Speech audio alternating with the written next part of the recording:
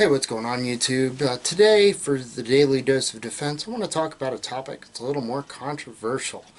I'm going to talk about the moral argument for the existence of God. Moral argument is simply stated, if objective moral values and duties exist, then God exists. Objective moral values and duties do exist, therefore God exists. Now let's first look at the straw man that's put up on this, and that is that an atheist can be a moral person. I agree. Everybody can be a moral person. They can do moral things. This isn't indicative of there not being a God. People say, just because I don't believe in God doesn't mean I can't do the right thing. I agree. Anybody can do the right thing because they are still created by the same God. The question isn't whether somebody can do the right thing or the wrong thing.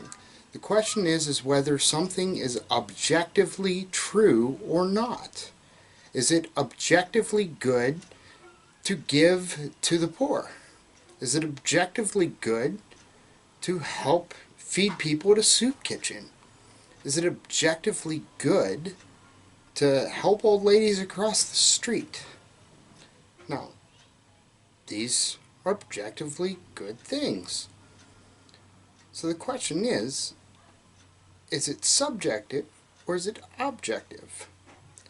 Now, if it's objective and it's always good, then there has to be a driving force behind it.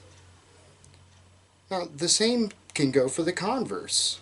If something is objectively bad, it means there has to be a standard, and that standard has to be set forth by a standard bearer.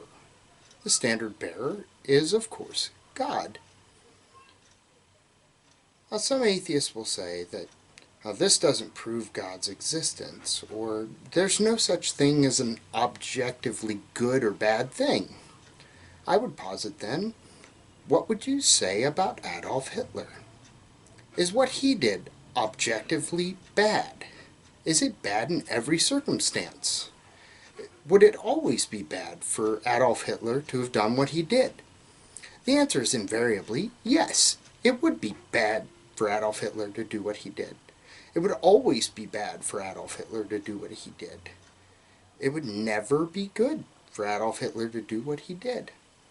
Now, for that to be the case, that means there must be an objective standard.